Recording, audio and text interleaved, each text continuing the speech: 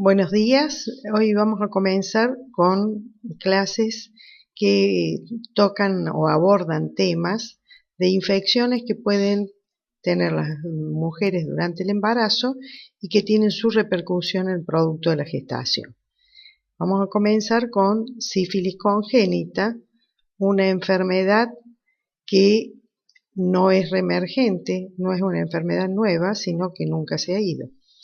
La sífilis congénita es el resultado de que la madre transmite el treponema pallidum tras la primoinfección o cuando está en la fase clínica de la enfermedad o en un periodo latente.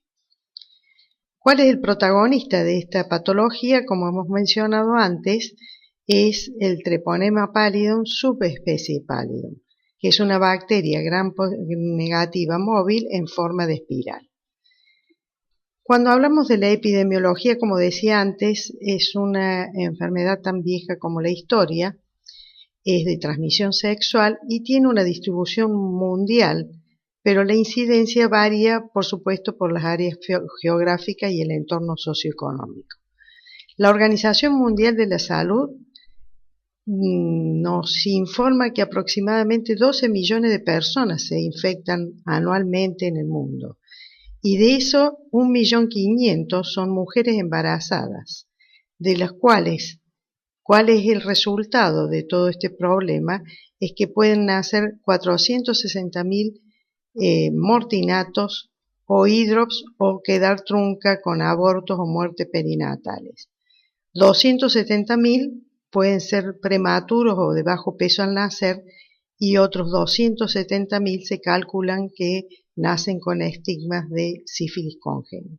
Teniendo en cuenta la situación en la Argentina, vemos que comparando 2 años consecutivos, 2015 y 2016, en donde tenemos casos notificados y casos confirmados.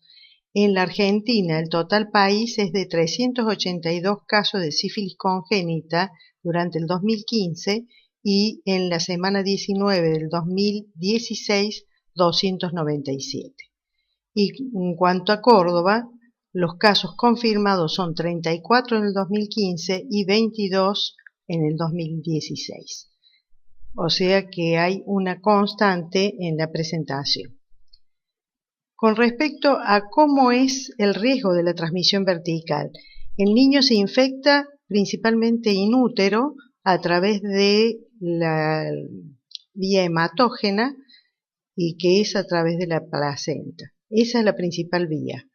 Pero pueden ocurrir casos en que se infecte en el momento del parto por contacto directo con una lesión materna infectante como es el chancro o a través de la lactancia, no por la leche materna, sino porque la madre presente lesiones activas a nivel del piel de las mamas.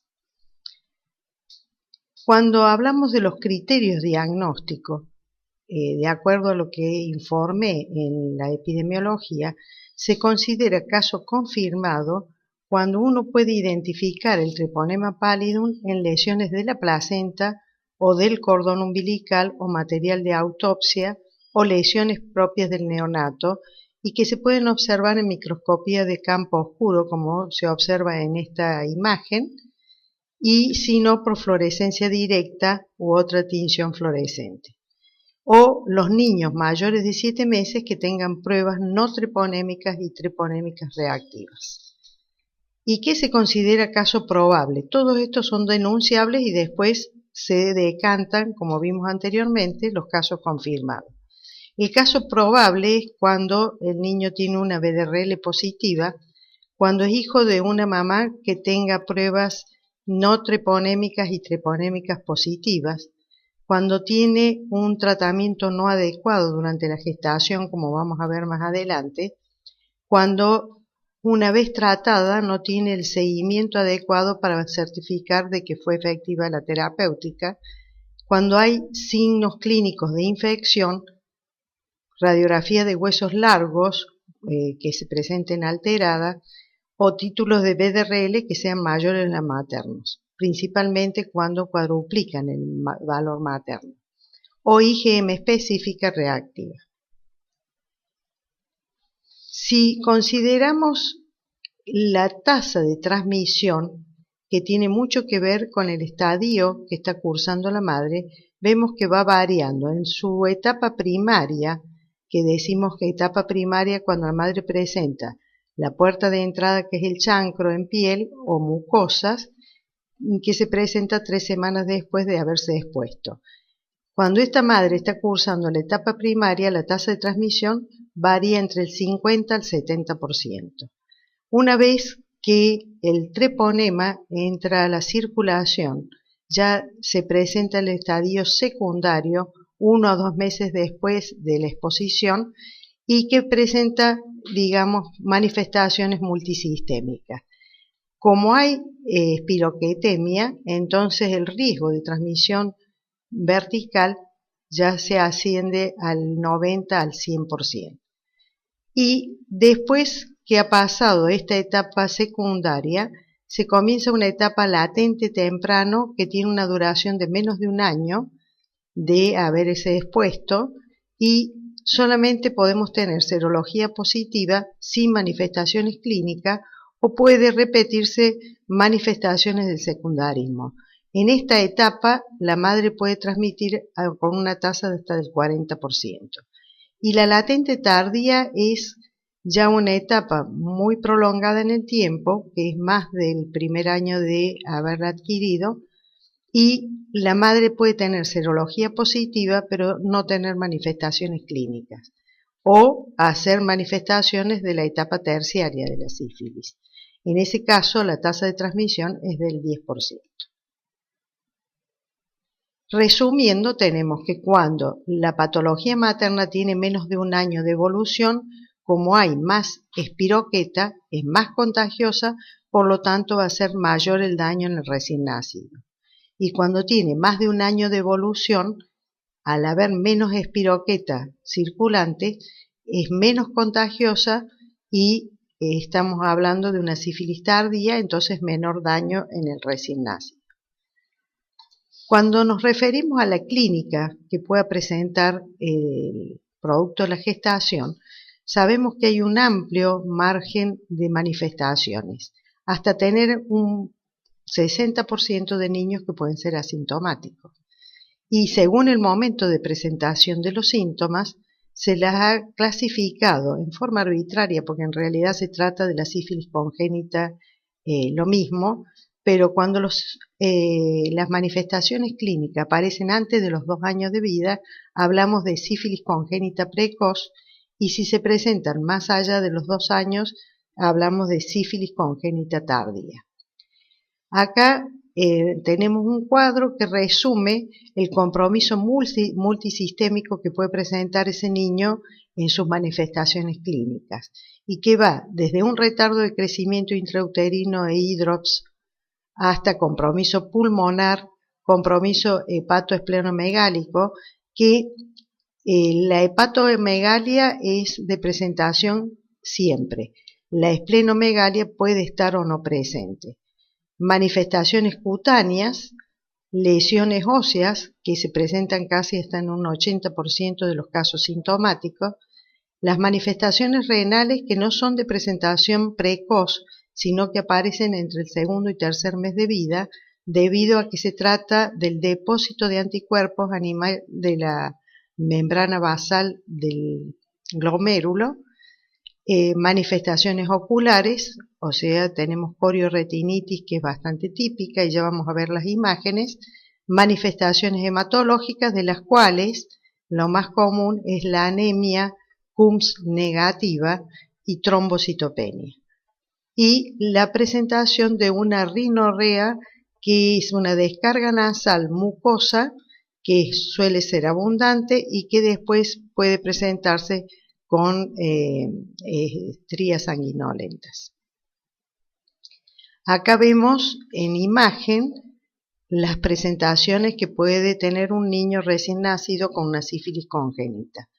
En este caso es un niño que presenta un hidrops fetal, que es un retardo de crecimiento intrauterino y prematuro a la vez, pues desde 34 semanas de gestación, que presentó un cuadro de anemia y trombocitopenia que se puede manifestar en las petequias que presentan el abdomen, compromiso hepatoesplenomegálico, presenta también el pénfigo palmoplantar y compromiso óseo.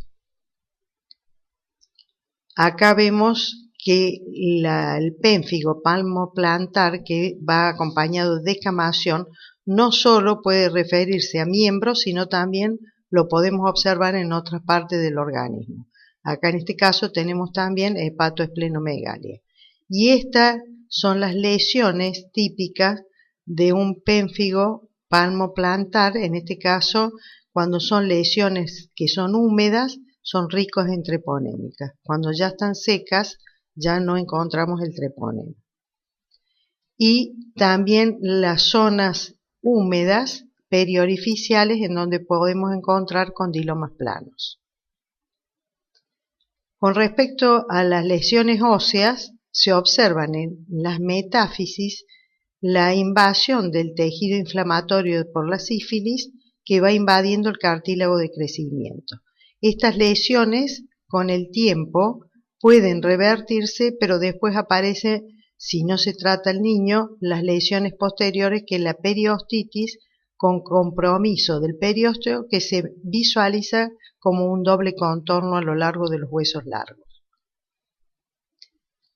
El compromiso pulmonar, que es la llamada neumonía alba, donde hay compromiso intersticial y también alveolar. La rinitis, que es esta descarga que habíamos mencionado, muco-sanguinolenta, y la coriorretinitis en sal y pimienta, que tiene esta apariencia que vemos en la imagen.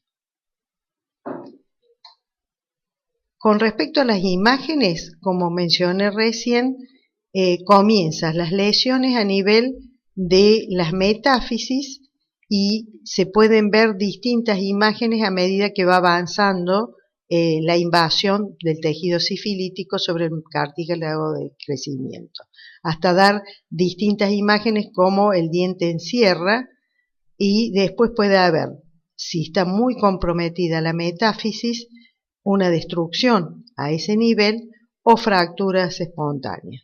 La periostitis, como dije, es de presentación más tardía, aproximadamente en un niño no tratado pueden desaparecer las imágenes de la metafisitis, pero aparecer el doble contorno por compromiso del periósteo.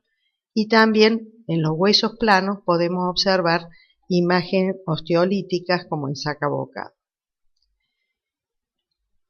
Cuando un niño no es tratado en la etapa precoz, aparecen después de los 2 años procesos de una sífilis congénita tardía, que es producto de secuelas que han quedado de la precoz por no haber sido tratada o procesos de hipersensibilidad tardía. Lo característico es la tríada de Hutchinson, en donde vamos a ver anormalidades de los dientes permanentes, sobre todo los incisivos anteriores, superiores, queratitis intersticial, que lleva a la opacidad corneal, y la sordera neurosensorial por compromiso del octavo par craneal. Y después otras lesiones, como por ejemplo, al haberse alterado el cartílago del puente de la nariz, el vómer principalmente, vamos a tener la imagen de la destrucción, se va a manifestar como una nariz con el puente de la nariz hundido como silla de montar, protuberancia frontal por aposición ósea, lo mismo que la tibia en sable, y puede haber también articulaciones de Cluton, que es, sobre todo en las articulaciones de la rodilla, hay un derrame bilateral que compromete y se exterioriza como tumefacción de ambas rodillas. Y las manifestaciones neurológicas que pueden llevar a un retardo mental o convulsiones. Acá vemos las imágenes donde los dientes permanentes se ve alterado el esmalte y a su vez se ven estas muescas y la separación exagerada de los incisivos superiores, junto con otras imágenes. Acá tenemos de la tibia en sable que da esta deformación arqueada de la pierna. El hundimiento del puente de la nariz, dando la famosa imagen de silla de montar, y la queratitis intersticial, que a la larga va a llevar a la sordera. Perdón, a la ceguera. ¿Cómo se hace diagnóstico? El diagnóstico tenemos pruebas no treponémicas y treponémicas. Si bien acá están mencionadas todas, voy a resaltar las que se usan habitualmente. ¿Qué buscan las pruebas no treponémicas? Son pruebas reagínicas que buscan anticuerpos contra la cardiolipina, lecitina y colesterol, que son elementos que también tenemos en el organismo, por eso son no específicas y pueden dar falsos negativos, como la VDRL y la reacción plasmática rápida. Las pruebas treponémicas sirven para detectar anticuerpos contra el mismo treponema, por lo tanto son más específicas, entonces se utilizan para confirmar. En cambio, las no treponémicas son útiles para el seguimiento y evaluación del tratamiento. Dentro de las pruebas treponémicas tenemos la FTABS o la microhemoaglutinación contra el treponema pallidum, que son las más comunes y más usadas, o el ELISA, método de ELISA para IgG. A los fines de la vigilancia epidemiológica, se ha esgrimido a partir de la década del 90 la definición de caso de sífilis congénita. ¿Por qué se utiliza ahora la definición de caso? Porque si uno se remitía a lo que era la situación solamente clínica, quedaban afuera este grupo de niños que está estipulado acá en primera instancia, que es el neonato cuya madre tuvo sífilis no tratada o tratada inadecuadamente y que no presentaba síntomas. Entonces, al hacer la definición de casos, estamos incluyendo este grupo que no es despreciable. Como hemos visto, hay hasta un 60% de niños que no tienen signos ni síntomas. ¿Qué se considera madre adecuadamente tratada y seguida? Es cuando el tratamiento de elección es la penicilina, puesto que ésta pasa a la placenta y puede ya curar al producto de la gestación. Cuando recibió 3 dosis separadas por 1 semana cada una, sobre todo en aquellas madres en donde no se conoce la etapa que está cursando o porque no tiene síntomas o se desconoce cuándo se infectó. La última dosis se hizo más de un mes antes del parto y tiene un control mensual luego del seguimiento. Y hay otro detalle que hay que tener presente. En el caso de adecuadamente tratada, también tenemos que considerar que su pareja fue controlada y tratada para evitar las reinfecciones durante el embarazo. Porque la sífilis no deja inmunidad duradera y una persona tantas veces se exponga, tantas veces se va a infectar. Con respecto al tratamiento, en el niño, el tratamiento de elección es la penicilina G cristalina a razón de 50.000 unidades kilodosis endovenosa. Lo que cambia no es la dosis, sino el intervalo de dosis. Si es hasta los 7 días de vida, el niño debe recibir las dosis cada 12 horas. Si es mayor de 7 días, se pasa el intervalo de dosis a cada 8 y si es más de un mes, cada 6 horas. Y debe cumplir el tratamiento durante 10 días, independientemente de qué compromisos tenga. Acá tenemos el algoritmo en donde se hace un resumen de cómo proceder ante un recién nacido con madre positiva para la VDRL. Si es sintomático, no hay lugar a dudas que se hacen todos los estudios de, por ejemplo, radiografía de huesos largos, la VDRL en sangre, la punción lumbar, la ecografía cerebral y después las autoemisiones. Y se hace el tratamiento de acuerdo a lo estipulado. Lo que hay que ver es que una vez que se tratado al chico y se fue de alta, hay que seguirlo con BDRL para ver la efectividad terapéutica al tercer mes, al sexto mes y a los 12 meses. Y por supuesto seguir con la evaluación auditiva y oftalmológica. Y si el niño es asintomático al nacer y la madre fue adecuadamente tratada y seguida, lo mismo que su pareja, entonces no hace falta el tratamiento en el niño, pero sí el seguimiento clínico y con BDRL, pero acá el seguimiento los 3 primeros meses se hace una vez por mes, después a los 6 y a los 12 meses, porque si hay algún problema se va a detectar dentro de estos primeros 3 meses. Muchos expertos tienen como premisa que si no se asegura el seguimiento del niño, hacer una penicilina benzatínica a razón de 50.000 unidades kilo, única dosis.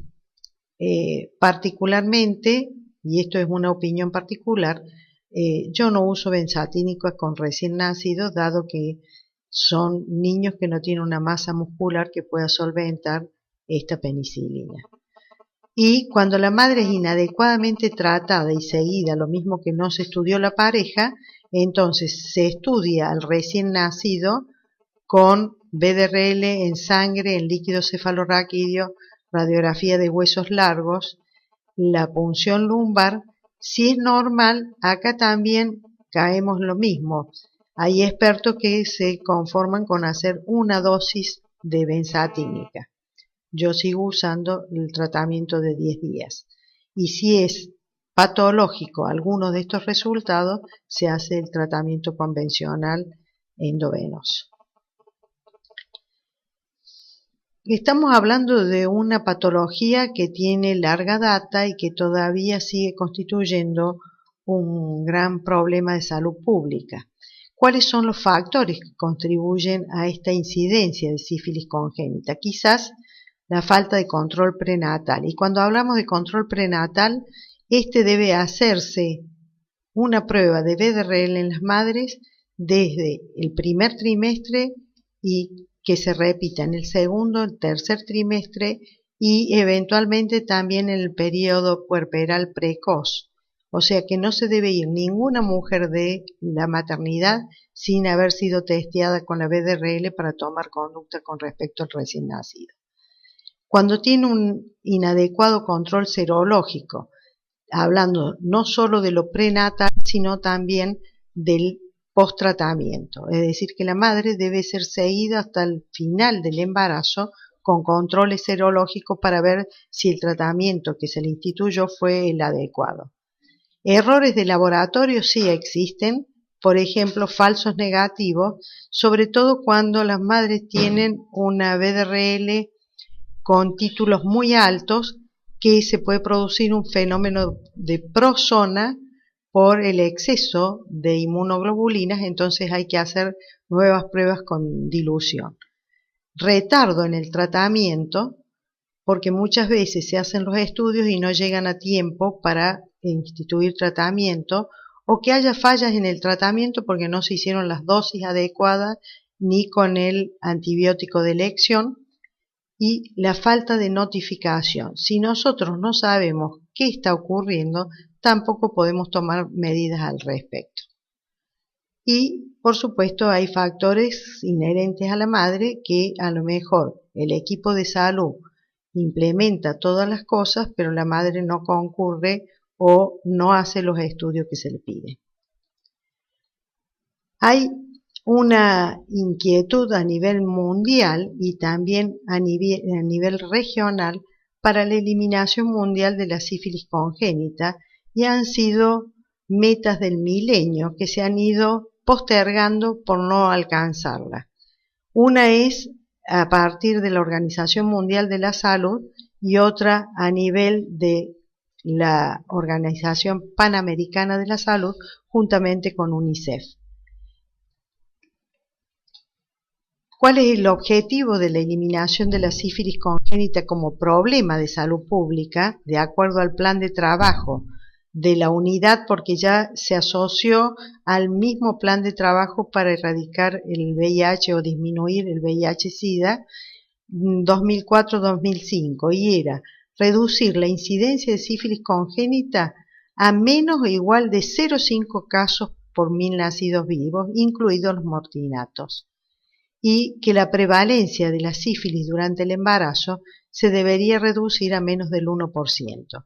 En Latinoamérica hay países que hasta tienen un valor o una tasa de 7,2%.